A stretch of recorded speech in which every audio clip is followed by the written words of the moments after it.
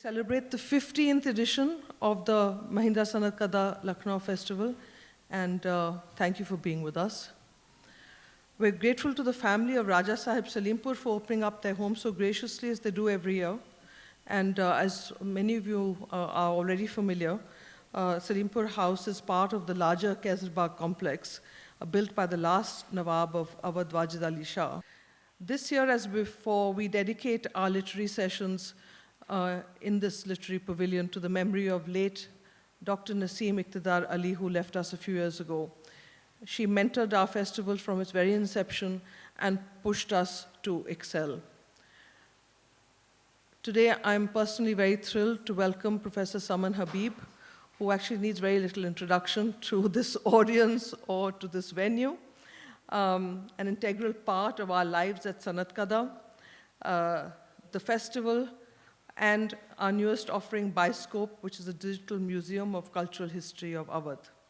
Saman's knowledge ranges widely from her love of history to theater and the romance of letters to biochemistry and structural biology. I personally have never met anyone with the range of eclectic interests and deep knowledge as Saman. Professor Saman Habib. Okay. My goodness. Okay. It's a great pleasure to welcome Naman for this session and this book release. This is a formal release of the book, and you'd be surprised to know that Naman saw the book only yesterday. So it's really a release in the real sense. Chandayan, this is translated by Richard Cohen with essays by Naman Ahuja, Qamar, Adamjee, and Vivek Gupta. It's been published by Marg. The Chandayan is an epic, a romantic folk tale of Laurik and Chanda, a story well known in the Samas, that is the gatherings of the Chistiyya Sufi order during the 14th century. The 16th century historian Badayuni tells us that the Chandayan was selected for religious instruction by the Sufi Maulana Dawood in the Sultanate-period. It's a racy yarn that recounts the romance of Laurik and Chanda, and it was equally an allegory about ishq, that is love for the divine. Chandayan has singular importance in the history of Indian art. Its illustrations inform us about the diversity of painting traditions before the Mughals. Composed in Hindivi, using old Jaunpuri Awadhi, the poem points to how the vernacular is an invaluable source of his social history and literature. It enables us to learn about the use of the Perso-Arabic script in India and how language was written. The Chandayan manuscripts and story also reveal much about the evolution of regional identities and the shifting nature of patronage in our Ganga-Jamni land between the late 14th and early 16th centuries. The book has essays on art, language, literary traditions, and religion, highlighting India's composite culture and the capaciousness of the early years of Indian Islam. It has reproductions of 528 known paintings which were used to illustrate the manuscript in the Sultanate-period. We are privileged to have Professor Naman Ahuja, who is also general editor of Marg, one of the oldest and most respected Indian publications on art. Marg was set up in 1946 with Mulk Raj Anand as its founder editor.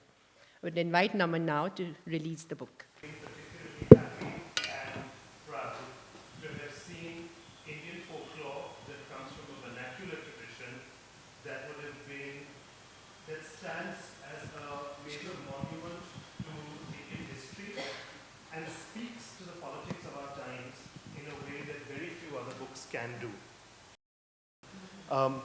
And so I think with that, I'd like to say, I hope you all enjoy the book. The book is available over here, the first copies which have come specially for the Sanatkada Festival.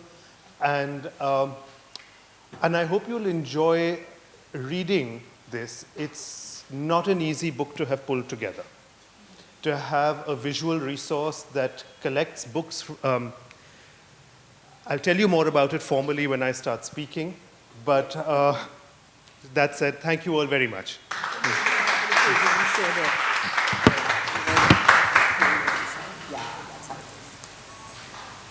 Yes, so every page has the original Hindi text in Nagari, and alongside it, it has its English translation. And then above it, it has the illustration that was made in about 1500 or 1480 or sometimes 1520 that was made to illustrate that verse of poetry.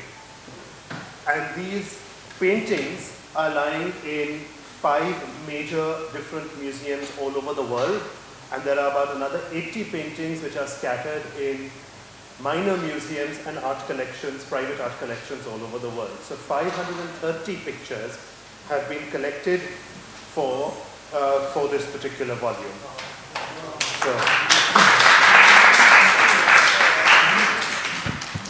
Professor Naman Ahuja is among India's leading art historians. He's also a curator.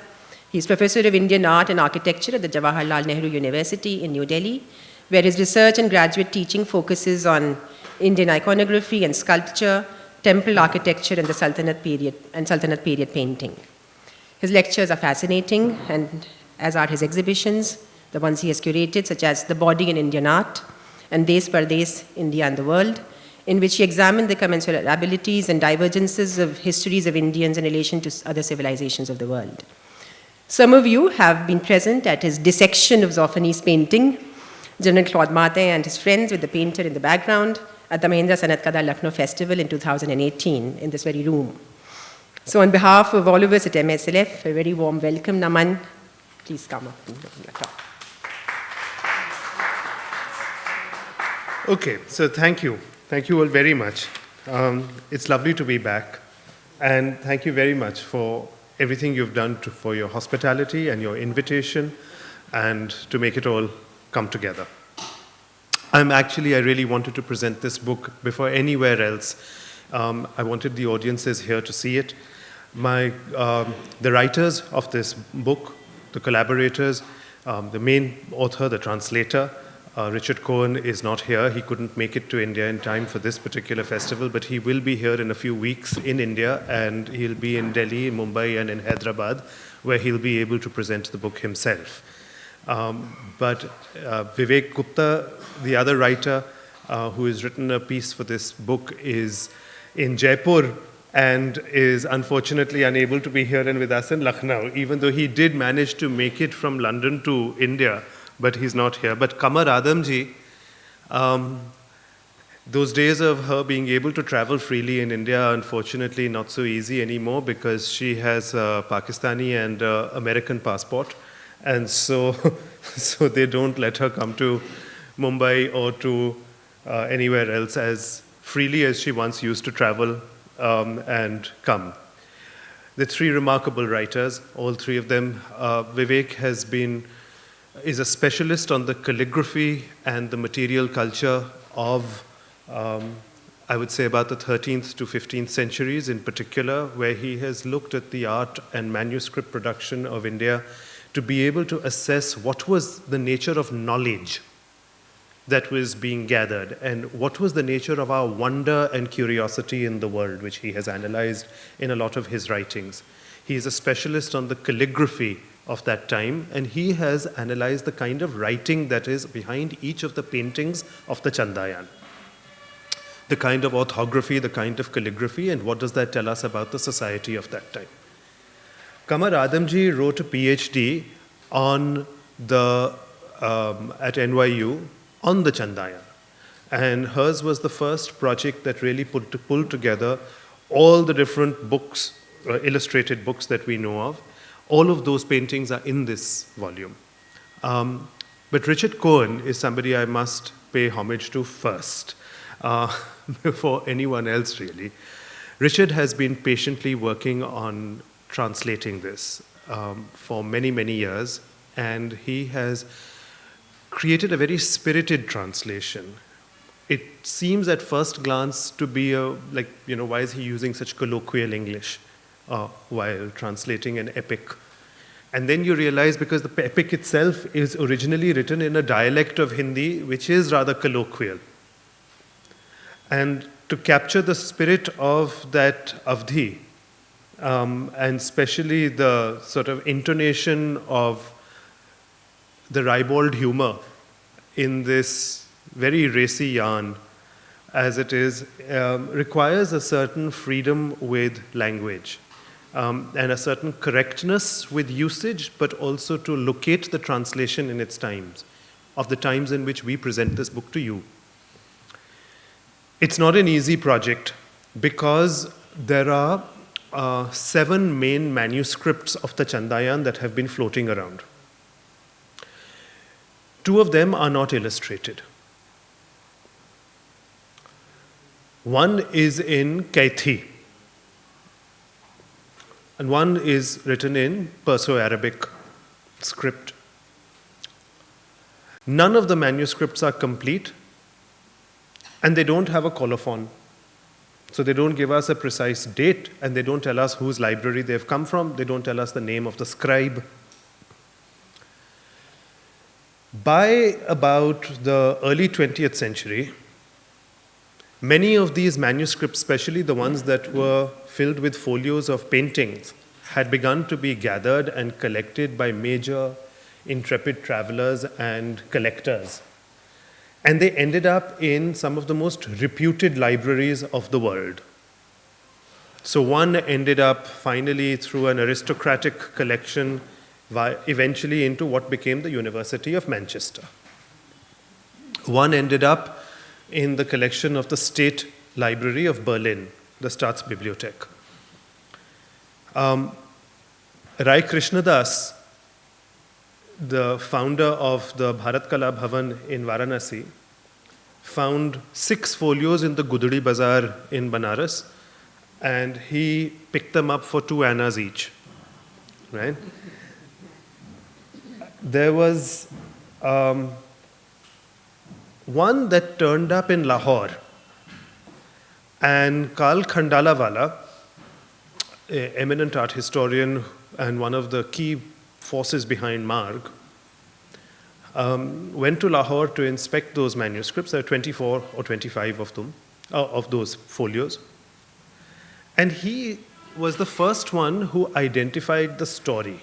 And he realized that this is the story, a famous popular story of UP, of Laurik and Chanda. And therefore he called this, he said the book must be, we didn't have a name for this book at that time in scholarly circles, so he said, let's call it the Laur Chanda. And that name came to stick in art history. And for the past 75 years that scholars have been writing about this book, they call it the Laur Chanda, but that is technically not the correct name. It's strictly, should be called the Chandayan, or the Chennai, or the Laurikian, because those are the different versions by which it is known in Mirzapuri or in Santhali or in Chhattisgarhi or in some dialects of Jaunpuri or Avdhi. There is the manuscripts are all painted in different styles. And then in the 1950s, the last of them turned up that we know of till now in Bhopal. Obviously pilfered from one of the imperial libraries at some point, and it turned up on the market in Bhopal with an art dealer. And it was gathered and then it was offered to Moti Chandra, who was the director of what was then called the Prince of Wales Museum in Mumbai and now is known as the CSMVS, the Chhatrapati Shivaji Maharaj Vastu Sangrahalaya. The manuscript, he didn't buy the whole manuscript, unfortunately. Actually, not one, but 2 manuscripts had been found in Bhopal. One was the Chandayan, and there's another one which looks almost exactly like the Chandayan, but it isn't the Chandayan. And they got confused, they couldn't tell the difference. So they bought both. They chose the best paintings out of the 2 manuscripts, and they thought it was one manuscript, and they kept it together. The pages that were left got scattered all over the world. So Brooklyn Museum bought some, Metropolitan Museum bought some. They ended up in various European collections, and various paintings ended up in private collections also. So the Tariq Rajab Museum in Kuwait I was visiting suddenly turned up with 2 pages. Somebody else turned up with, extraordinary places these paintings are floating around. So those are the ones that came from Bhopal that got scattered all over. Now, using these manuscripts to reconstruct the entire story and the legend of the Chandayan was not easy, because on the back of each folio, the script in which the Hindi is written is in Perso-Arabic without a single accent. Right? So you can't pronounce any word correctly. You just don't know. And what is the word? The word is not in Persian, and it's not in Urdu, and it's in a very strict Eastern UP Chhattisgarhi dialect. And not the dialect that we know it as today, but the dialect as it was in 1300, right? 1370s to be precise, as it was spoken in those regions. Now, this legend has a very interesting story. The story of the Chandayan is that there was once a man by the name of Mullah Daud, who should, strictly speaking, be called Maulana Daud. Give him a little more respect. And Daud was a disciple of Chirag-e Dehli. And he went to settle down in Dalmau, not far from Dalmau, not far from Allahabad, and began to recite this story. He collected this version of the story over there and began to recite it. And he gave it a fixed text. He wrote it down. So from an oral story, from an oral performed piece of oral literature, it became a fixed piece of literature. And his recitation was considered so fantastic that he would recite it once a week to a packed hall, and it would take him an entire year to complete the story. And so you can imagine that in the days before television, this weekly recitation of Mullah Daud had become the stuff of legend. And historians and chroniclers began to talk about it. Particularly Badayuni says that it was once a very popular story, but now by the period of Akbar, he's writing in the Mughal period, and he says that now we don't get to hear it so much anymore. Now that's very interesting, because it means that it was folklore, it turned into literature, and now it goes back into folklore. So how a migration of a text takes place for us who are students of literature to be able to look at how something migrates from oral culture into a written culture, becomes fixed, has a composition, has meter, has rhyme and rhythm, and you can do all kinds of things which author, when he has a celebrated author, and then it just disappears into folklore once again. So how it's a two-way process between the folk and the classical. That is something that this allows us to study. The recitations of Daud became so famous, and the story began to travel, and Daud's own students began to take this story to different parts of North India. Now, all the paintings that survive come from about 120 years after the life of Daud. They're made in about between 1480 to 1520. And I'm saying 1480 just to be very gracious about the fact, because older historians used to say, late 15th century and so on. But I think more and more we are getting convinced that these paintings must be made between 1500 to about 1525. Maybe 1530, somewhere around that. The early part of the 16th century is when these paintings are made, which means that they are all made well before Akbar, and in fact even before Humayun. And they are made in different parts of North India. So some seem to be made in the style which we know from Palam, UP. Some seem to be made in the style of Mandu. Some look like they're made in Jaunpur under the Sharkis, perhaps. Some look like they might be made in a Jain Western Indian style. So there's a good mixture of styles of painting that they are associated with. So that gives us some very interesting ideas about who the painters were in the time before the Mughals came, and all the great painters who ended up working for the Mughals, where could they have been trained and what knowledge did they have? So these are some of the issues that this book allows us to look at. I think I've covered all of these bits of text, so I don't need to read this out to you. But I want you to pause and think about one thing. The Chandayan is considered one of the fundamentals in the history of Hindi literature. Many of you here might have studied some basic classes on the history of Hindi literature.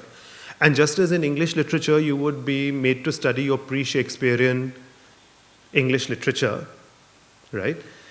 Ditto with Hindi, before modern Hindi is fixed and turned into what it is. What is the history of Hindi literature? And the Chandayan is always listed as one of the main texts that you would study, as one of the greats of Hindi literature that you would have to study.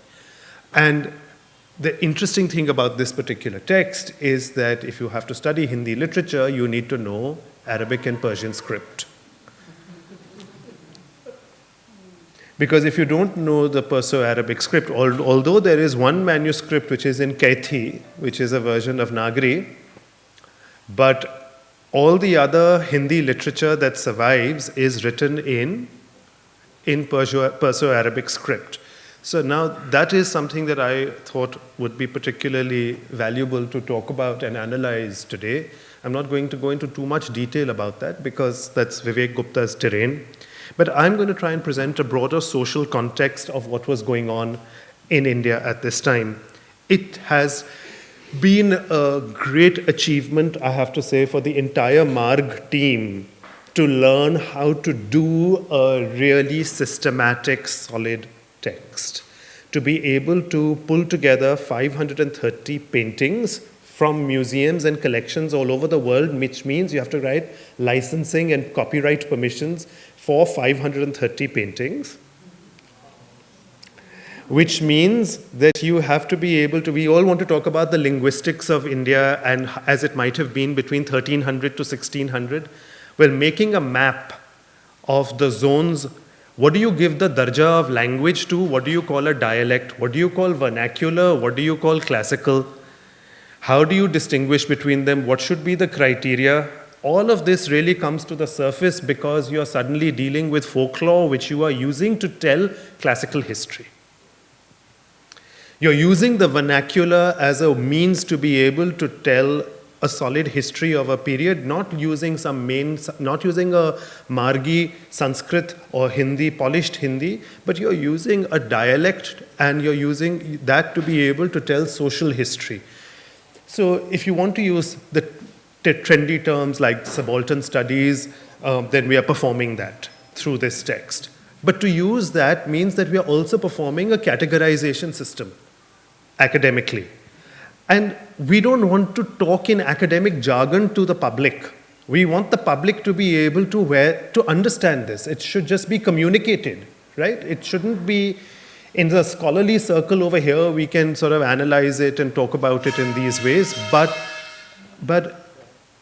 just making a map and to be able to say which are the zones in which this work is taking place, these languages are being, then what are dialects, having a different font for that, what are languages that have a written record from that 13th to 16th century period and which are languages that were simply spoken or recited?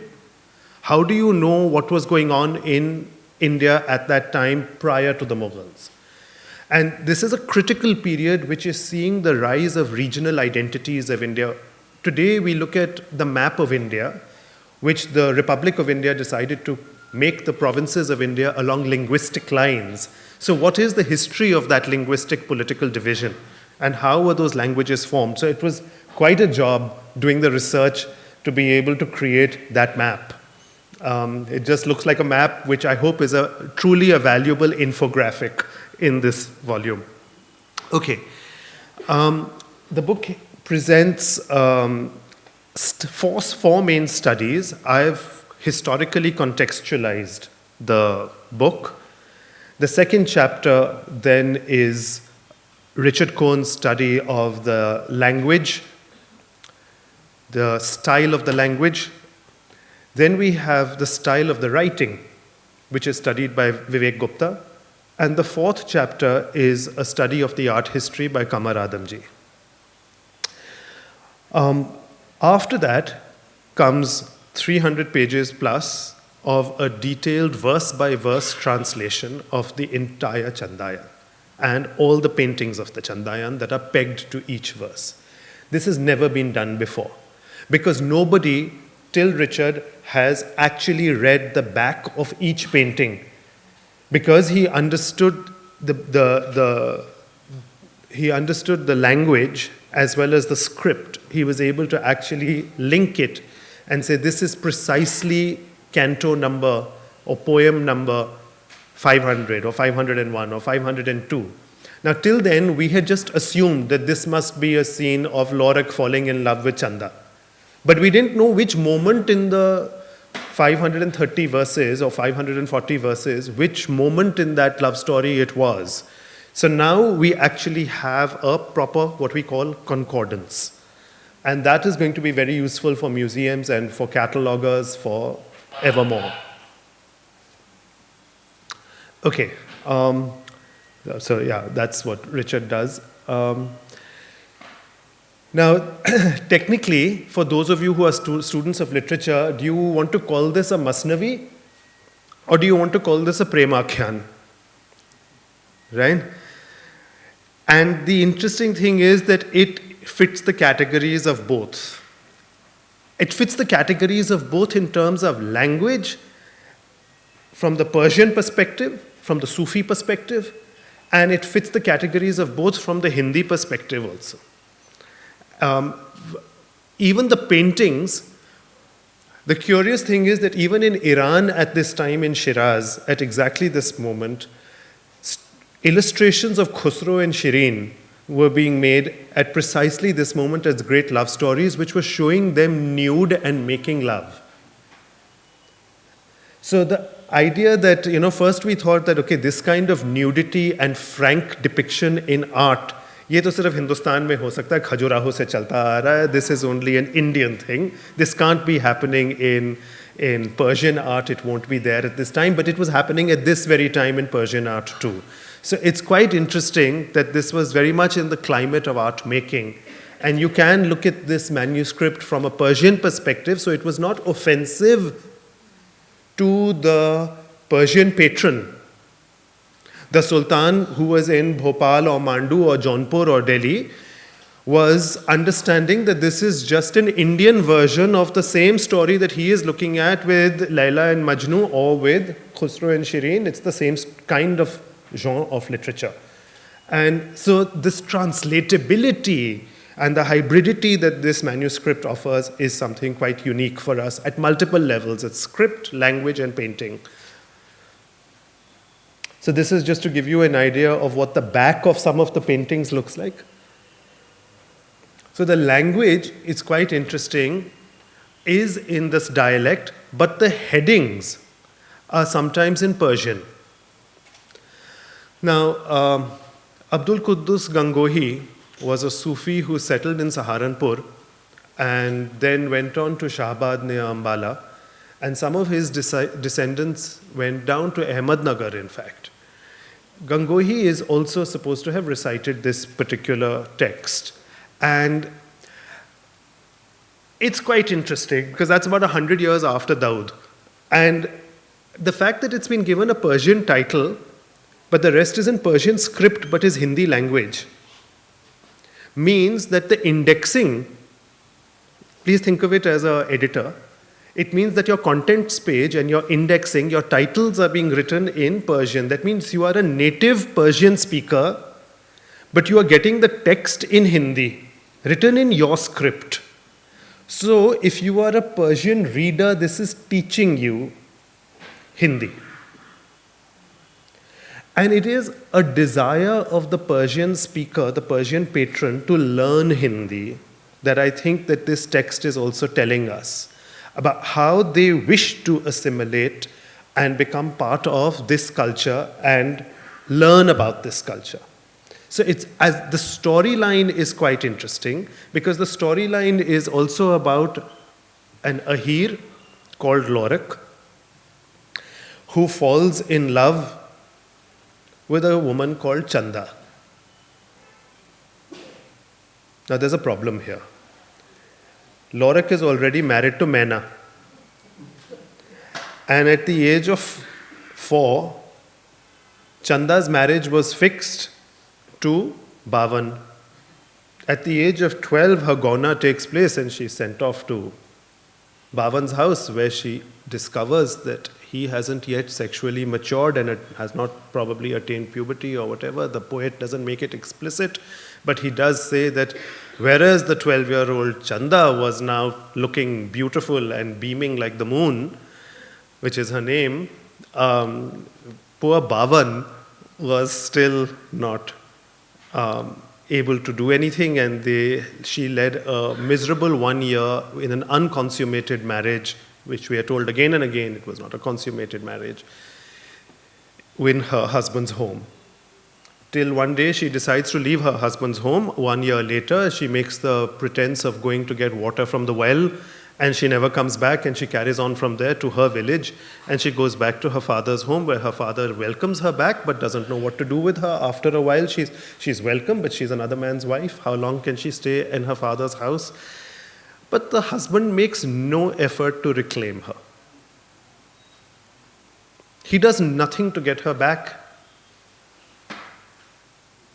He never once asks for her back, and so she becomes more and more unwanted and yet more and more beautiful as she grows older, till one day there is a bard who is walking by and he sees this moon-faced beautiful woman in the balcony of this house, and he falls so madly in love with the beauty of this woman that everywhere that he goes, from town to town, from village to village, he goes around singing songs of this beautiful Chanda.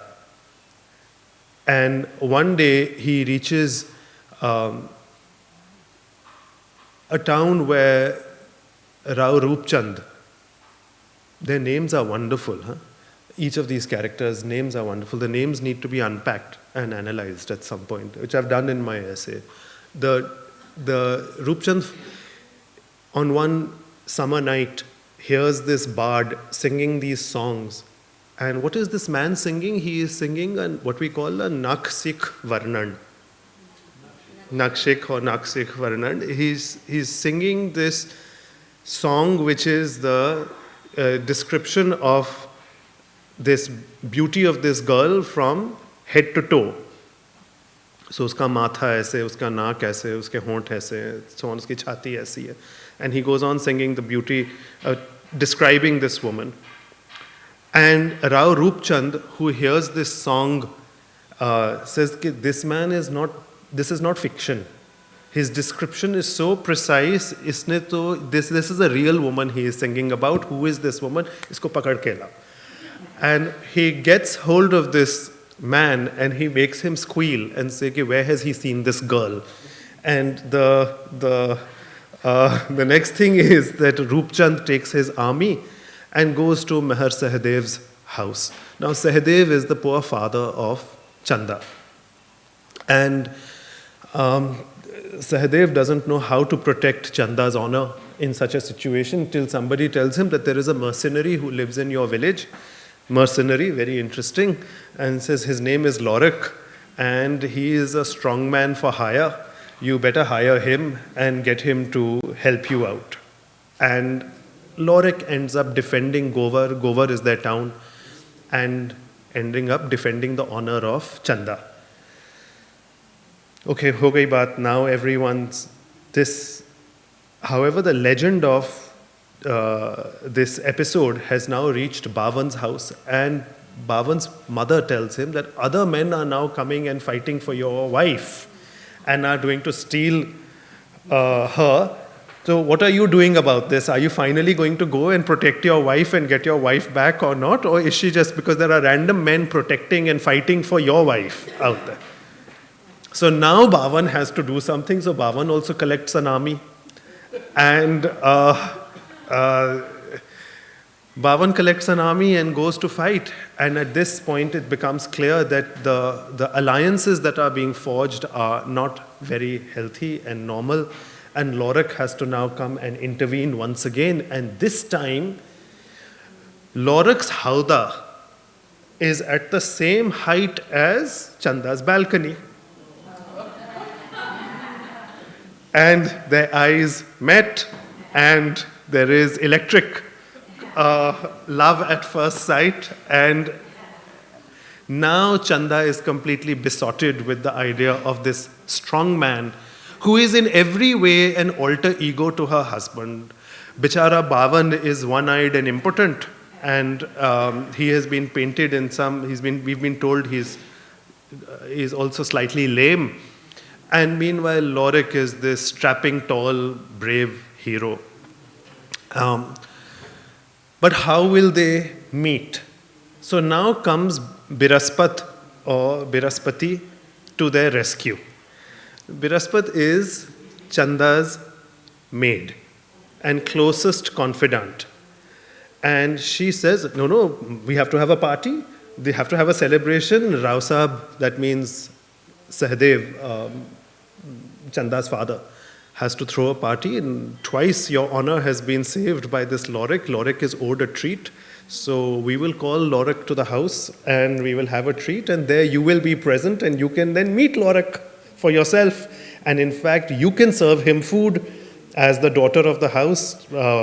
And that way your father can't say no to this because the occasion demands it. So this love story is being fostered by Biraspat. And then finally we are told that now it's all right meeting like this. Now how is this affair supposed to blossom and go any further? So at this point again Biraspat tells her that, listen, be careful. You never know with these mercenaries and these soldiers. They can be very attracted to you one day and they can dump you the next day.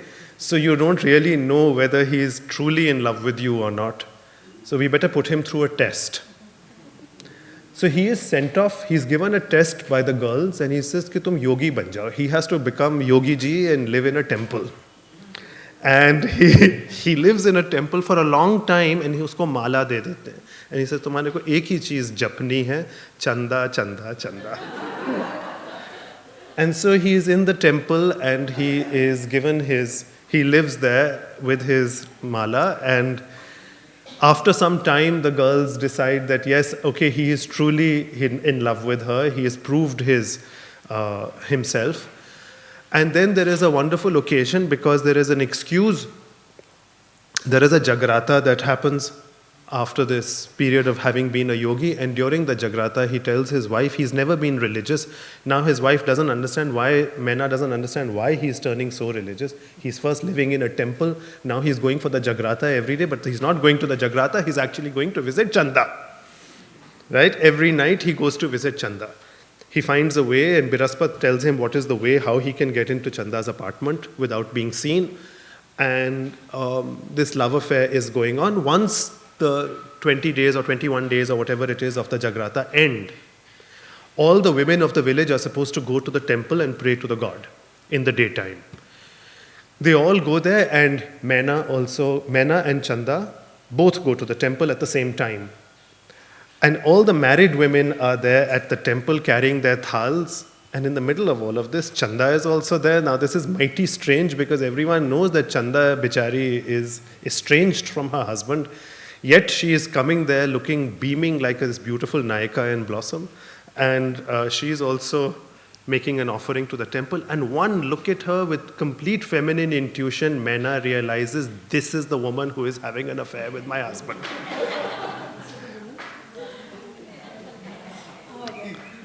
One moment, one look at her, and she realizes this. And at that point, Chanda acts as a very insolent character who taunts Mena and says, some women know how to keep a man and some women don't. Right? At which point, Mena can't take it anymore and they have a fisticuffs full fight at the temple. And the temple is such that, the fight is such that Mena rips off her blouse and she leaves her literally naked and exposed at the temple with the secret having been, which she herself, which Chanda herself has confessed to, with God as their witness at the temple. Now, this moment is very climactic, and now the scandal has become public knowledge, and the couple has no choice but to elope. Now, in all Indian epics, we always have an Aranyaka Parvan, right? It's a standard operating procedure in all great epics. So even the Chandayan has that section. Now they elope in the forest, and they are in the forest, and they go. There are many things happen now for 1 year. We can't go into it because Dawood ke jaise, I'll also go on for 1 year then, telling you about what happens in the forest for 1 year. But at the end of this 1 year, finally, long and the short of it is that he finally is made to realize, and he starts missing mummy, and he starts missing wife, and he starts wondering, I wonder how they are. So now at this point, he goes and he doesn't have the guts to go back home. So he camps outside the village, and he dresses as a gwala, and he pretends to be a mali, in fact, and he sends a mala with a basket of flowers to everyone in the village as an anonymous gift. When this anonymous gift of flowers arrives at Mena's house, Mena refuses, and again she says, this is very fishy, nobody has sent us flowers in our house for all this time now. Who is this sending us flowers suddenly? So she follows this man, and she notices that there's a person camping over there. Now they're all in disguise, and so there's a little comedy of errors that takes place because the women have their ghungat down and everyone is disguised as somebody else. And Laurik has the guts and the temerity, I should say, to try and make a pass at this woman, at Mena.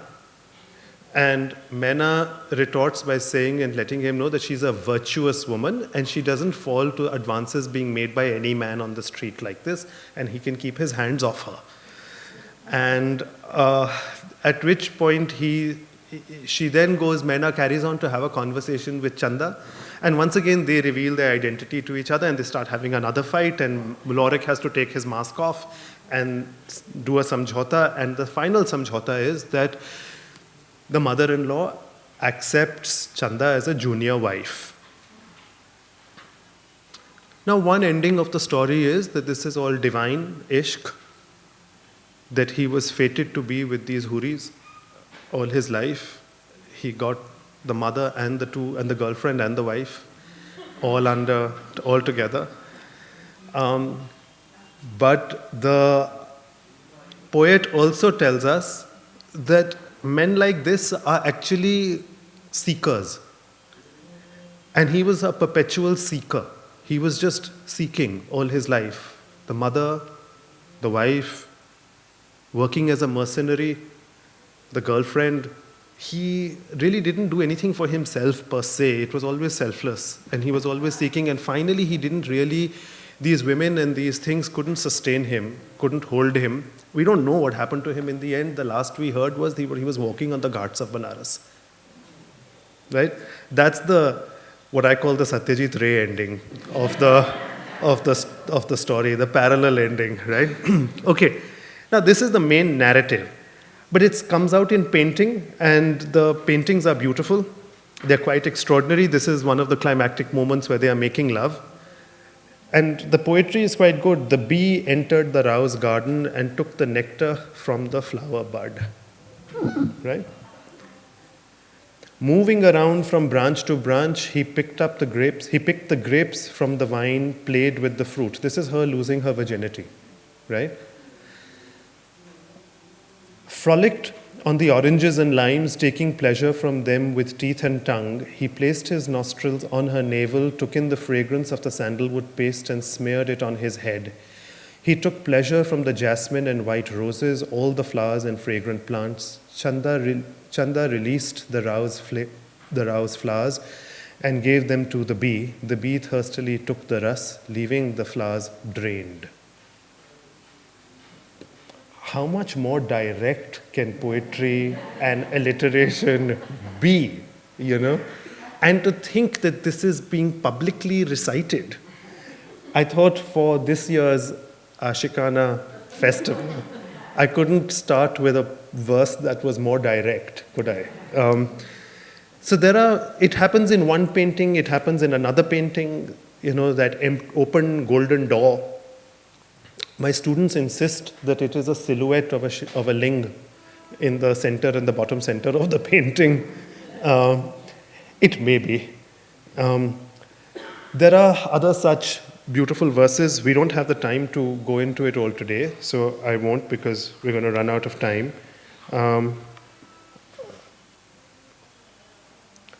Our main character, Laurik, is somebody I've studied in my essay. He's quite interesting. Laurik, who is a hero, lifting up his shield. Laurik, who is a yogi. Laurik, who becomes like Yudhishthir, a gambler, right? With the game board on which he is throwing his dice.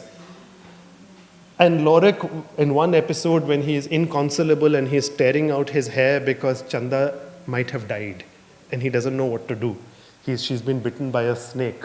These are the different ways in which I think we can do a literary assessment and even a painted assessment of Laurik. Similarly, there are painted moments of the story. What I'm quite interested by and intrigued by is that in some of the paintings, in poetry also we have this technique, no? So, Kahata Kabir, right? Or who is the poet? You mention the poet's name, right?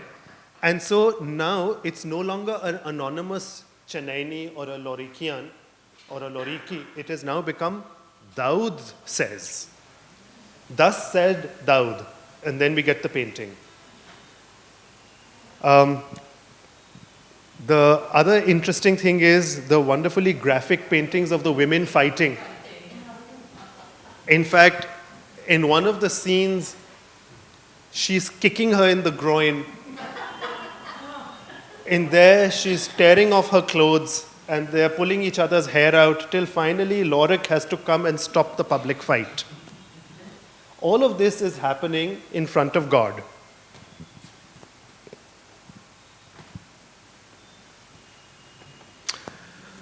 I'm going to skip through. How do we know about these paintings? Now, why is it art historically so important to study these paintings? I'll just say that very little is known to us about pre-Mughal painting in India. We always know of Akbar as being the great patron of art who collected 100 painters from all over. And we don't know how many of those painters came from Iran and how many painters came from Hindustan. And if they were coming from Hindustan, what were they making in Hindustan before they were working for Akbar? What was their training? What kind of stories were they painting? And how did their training impact the atelier of the Mughals? How did Mughal design become and art end up becoming what it did? What were their contributing forces? So these are the 5 manuscripts of the Chandayan which give us, by reading one story, 5 different styles of painting that existed in pre-Mughal society and in North India. And so it tells us a lot as a result. So what we do as art historians is that we take out each element. We take out the framing device, we take out each door, each shield, each type of bed, each tree, each textile, and then we see, did this kind of textile happen earlier? Did this kind of textile happen later? I know it's happening now in 1410, but was it there even earlier? Does it continue into Mughal times or not? So we have to perform these. This is what we do, right? We make these connections. So we isolated all the motifs. What kind of palki, what kind of bed, what kind of pandan, what kind of sword, and then we are able to actually make a link and say that, okay, this kind of thing was being used even 100 years earlier, 100 years later. And it is surprising that when I started looking at the motifs in an individual way, how many connections there are with Akbar's Hamzanama. all of these things, each of these elements will be present in the Hamzanama. So clearly the Hamzanama painters are coming out of this milieu in North India because they take all of these things straight into that. This is the manuscript that is the one that is divided between Lahore and Chandigarh now. So each museum has 12 paintings. In the Batwara they were split.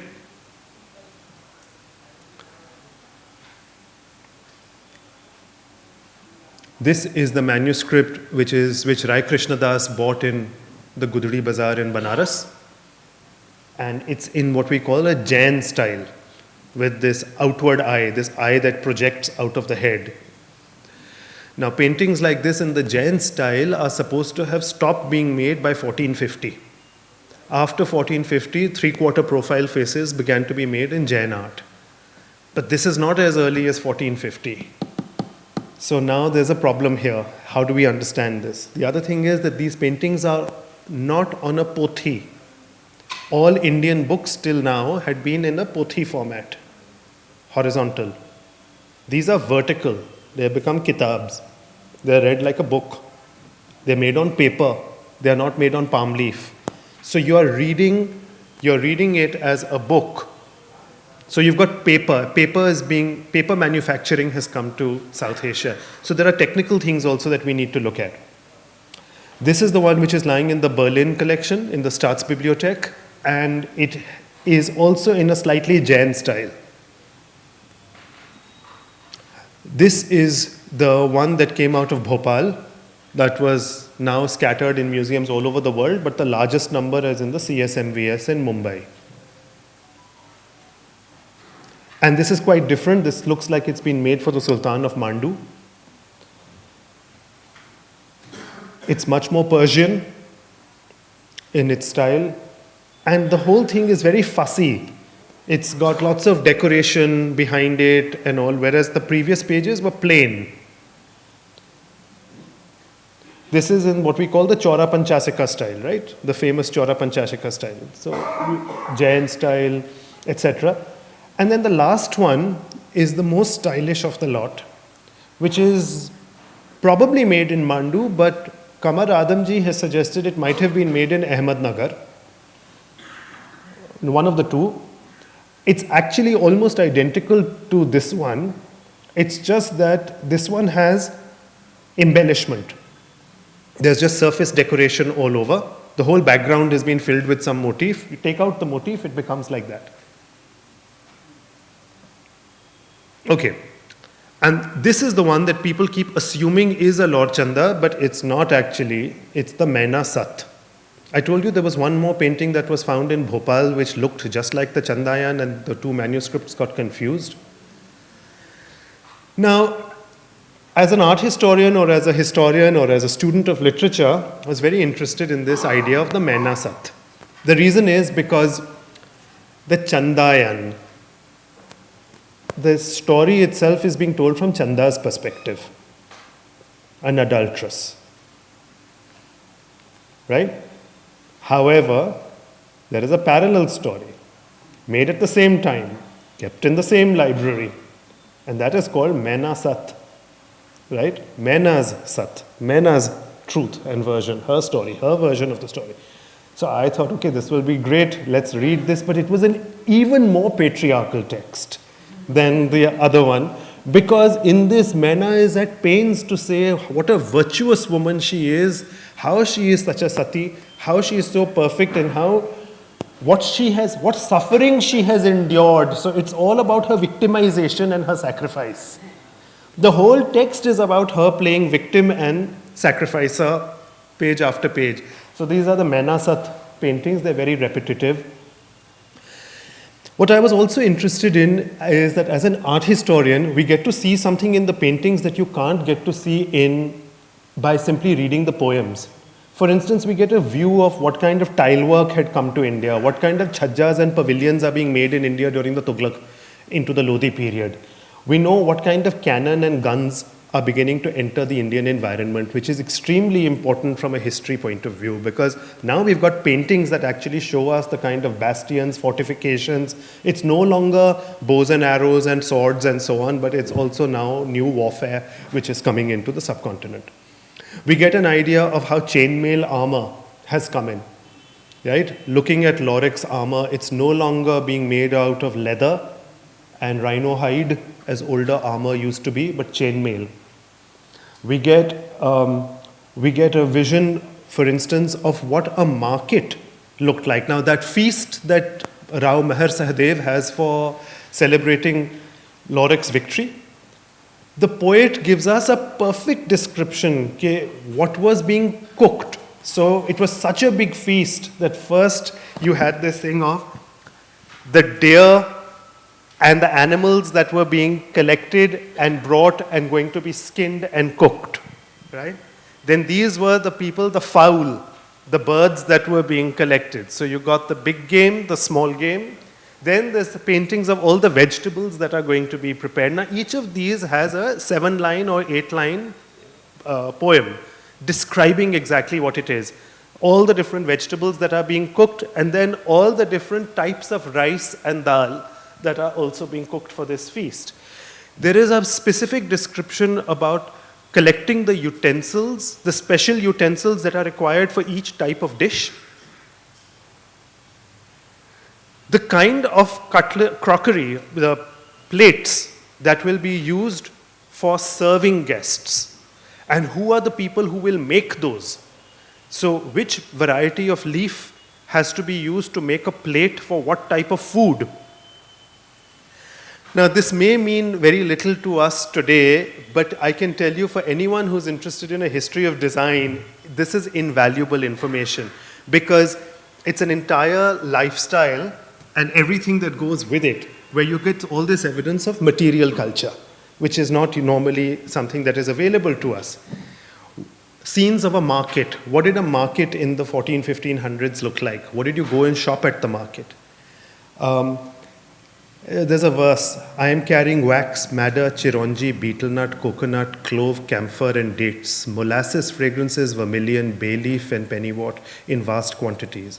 I have embroidered silk sarees with all kinds of leather and thousands of herds of animals, diamonds, coral, plenty of copper, silver, khas, sandalwood, agaru, that's what you make agarbatti out of, aloe wood, fill up my caravan, or the caravan. I am a Brahman of Govar, Surjan is my name, and I am going far away to Hardi Patan. Now, Hardi Patan is, or Haldi Patan, however you want to pronounce it. I have 10,000 men. This is one character who comes at the end of the story. But just his list of the items that he has.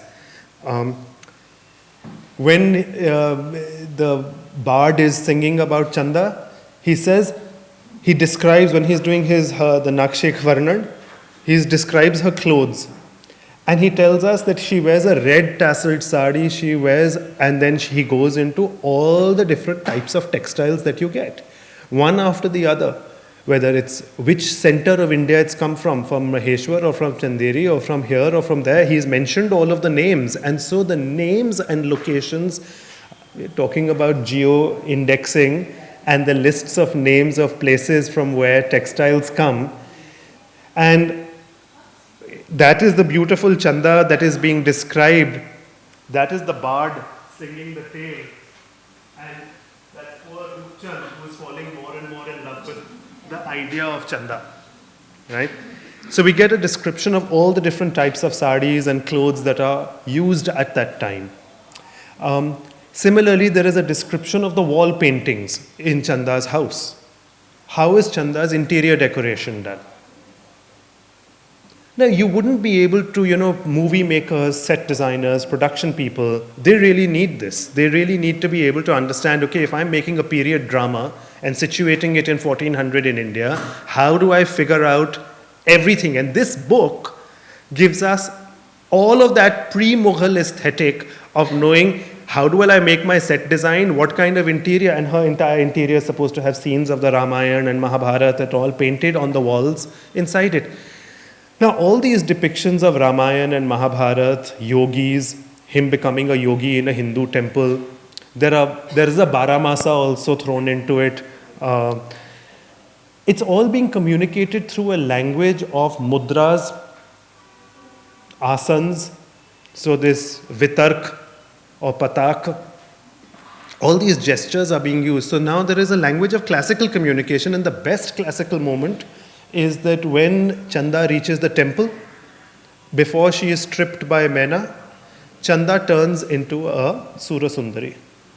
She turns into this classical Hindu Naika who's come straight out of the walls of Konark or Khajuraho. She's just been pricked, right? And she's pulling the thorn out from her heel and she's looking over her shoulder. This is a scene that goes back to Kalidas and Shakuntala when Shakuntala looks over her shoulder to Dushyant once more. This is a scene that goes back to early poetry, and it's a scene that we find again over here, but now it's in an Islamic context. It's now in a Sufi context. I find that this extension of the worldview of these people allows us to talk about a genre of literature which bridges cultures and communities. There are so many continuities in literature, types of literature that we are looking at. There are continuities, for instance, with the coming of these yogis and deities who are coming into the temple. But they are also being treated with a lot of humor. At that moment when the two women are having their fight, it's such a violent fight that the god decides that I can't witness this any longer. It's too much for me. So the god runs away from the temple, right? So the god, I love the fact that that little baby Krishan is running away, and on top it's a Shiv. And the Shiv is actually running out of the temple because he can't see it anymore, right? And this one is also with some nameless, morph deity. So who is this deity that presides in the temple? Now, in the Berlin manuscript, he looks like Yamraj, who is on top of a buffalo. He is multi-headed, donkey, rabbit, man, and gazelle, something that does not constitute the iconography of any known deity, but uses the principles of Indian iconography.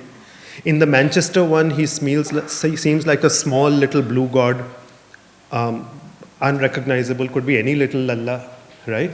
We don't know which one. Then, so I think these adaptations are quite interesting in themselves as to how they are being absorbed into a Sufi context, what's being done with them. This story, as I'm coming to wrap up now, I think tells us a lot about the self-definition of the communities that sang this story. What was the nature of those identities of those people of UP or MP for about 200 years when this otherwise oral epic of a largely non-literate tradition was popularized at a Sufi dargah? We must ask if it tells us as much about their conversion to Islam as it does about the capacity or capaciousness of the early defining years of Indian Islam. That how Islam is so accommodative. It's telling you not just about how one community is going into another religion, but it's also telling you about the capacity of that religion to be able to accept this diversity. So it's not just India's diversity, it's also about Islam's diversity. And I think that's something that we need to also factor in by looking at this. It's an Islam that contains references to auguries and horoscopes. This is a love affair between Laurik. What does the word Laurik mean? I suggest that it comes from an ancient Sanskrit word called Lolark, which is a word for the sun, for the Surya. In Banaras, you have the famous Lolark Kund, which is prayed to even now. It's one of the links with Aditya and Revanta and Surya is this Lolark Kund in Banaras. And it's a very ancient site of Banaras. It's mentioned in the Skanda Puran. Lolark is an ancient name, which quite easily would be in Upper Bhramsh would be Laurik. He falls in love with the moon, Chanda. What makes the sun and the moon romance each other and chase each other for this whole story? Who helps? Biraspat, Jupiter. Who is the shadow energy of Saturn, the dark force all through this? Mena, the family, right? If this isn't an astrological allegory, this is a purely astrological allegory that is being put forward in this entire story. But now it is an astrological allegory that is now a Sufi one. It's no longer a Rajput one. And I think this movement is telling us something.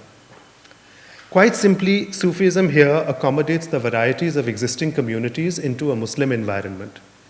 In invoking repeatedly the Ahirs and the 36 clans of Rajputs who feature in this epic, the story includes them and their religion into the cultural habits and their cultural habits into the Sufi fold at the very period when the Khanzada communities of Muslim Rajputs was increasing in North India and the Deccan.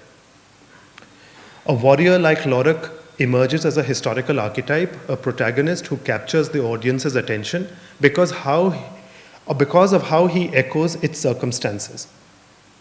So why does a certain story become popular at a certain moment in time tells us a lot about the history of that time. We can deconstruct, like for instance, in the early 21st century's history will be deconstructed as to why does the Ramayana have this kind of popularity and so on. There will be a similar story, there will be a similar analysis can be done of a historical novel as well.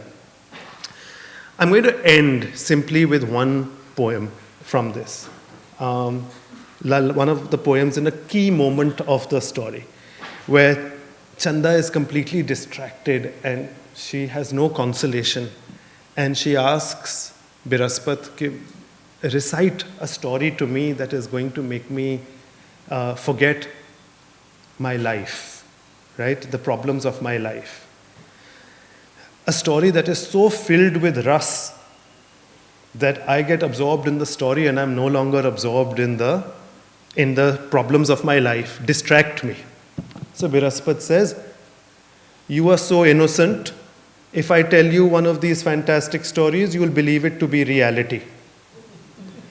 You are so foolish that you don't know the difference between art and reality. Art is something, and good theater is something which you should only go to if you are mature enough to know that this will end and it will not become your reality. And here, you are such an innocent that if I tell you a story, now the poet here is telling us his power. The poet has the confidence to be able to tell us that that is the power of Laurik and Chanda's story, that you hear it and you will know that it is reality. So I'll leave you with that idea. Producing a Marg book like this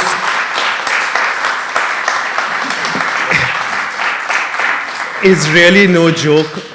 We've managed to subsidize it hugely and make it available thanks to our wonderful sponsors.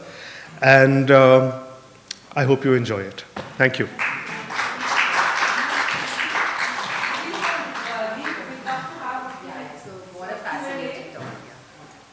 Now, it is sung.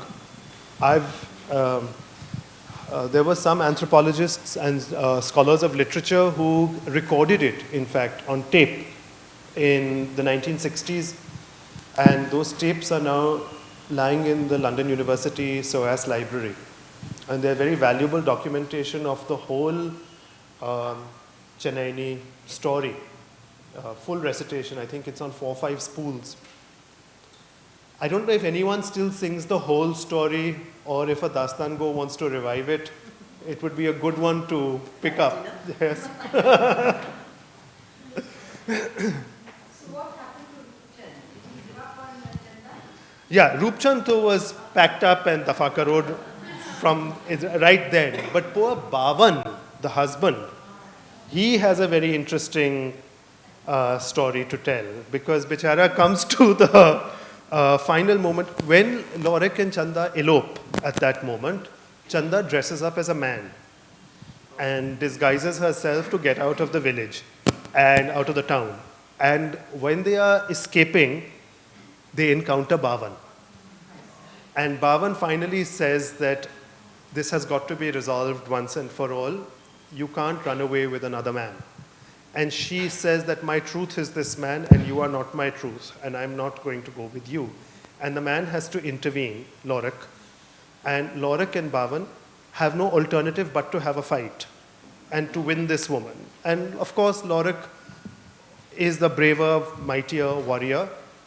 Laurik doesn't kill him, he spares him, and Bhavan has no choice, but he declares and says, I have no choice, but I release this woman, and she is yours. But I'm not releasing her without a curse. And so he curses her. And that curse is what plagues them during the exile. So she gets bitten by a snake, and any man who sees her falls in love with her. So Laurik is forever fighting for her. Laurik never stops fighting. Yeah.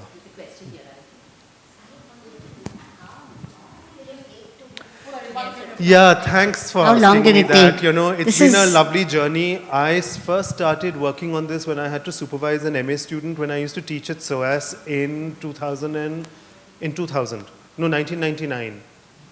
1999, 2000, around that time, I supervised an MA dissertation on this topic at that time. And that's when, in order to supervise that dissertation, I ended up doing a lot of work on this manuscript because I got fascinated by Sultanate painting, and two people really helped me out and guided me at that time. One was Robert Skelton, who used to be the keeper of the Indian collection at the V&A, and one was a scholar by the name of Simon Digby. And they really guided me through Sultanate manuscripts at that time.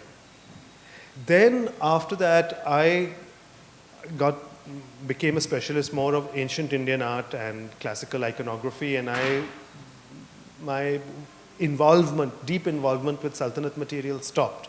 But I inherited a lot of their slides and their portions of their library that then I ended up keeping and working with. So this was always on the back burner that, a Chandayan book has to come out. Then once I'd become the editor of Marg, I found that Richard Cohen had been working on this, and he's done a detailed translation of the entire manuscript. And that was a fantastic thing because I had put to the editorial board of Marg that it must be published. Then I quit as the editor of Marg, and the next editor who came in onto Marg picked up the story, but her vision was a slightly more truncated version of, not an academic study of the manuscript. Then she left Marg, I came back to Marg, and I brought it back to being an academic vision of the manuscript. So I contacted him and I said, no, I don't want a synopsis. Synopsis to mujhe bhi malum hai, sabko malum hai. We want the full poem. And puri poem ki translation chahiye. So then the editorial team at Marg had to be educated in how to do a bilingual translated concordance, which we've never done such an academic book before. So it's a big learning curve for us and for designers too. So I don't know how to count how many years it has taken, but it has taken many years. I think Richard has been translating this for 30 years. I've been studying Sultanate art for about some 20. Vivek and Qamar, I know, worked on it for many years. So it's taken So maybe it will all add up to Bhavan.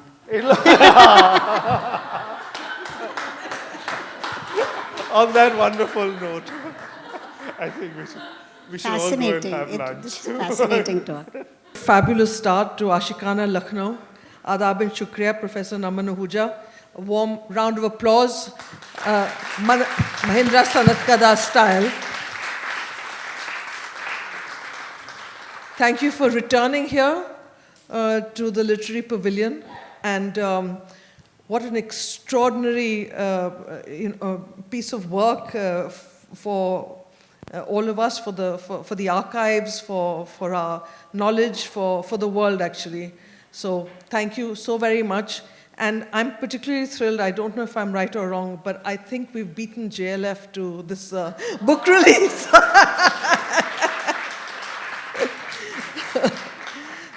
Thank you so much for being with us. Thank you for being a lovely audience.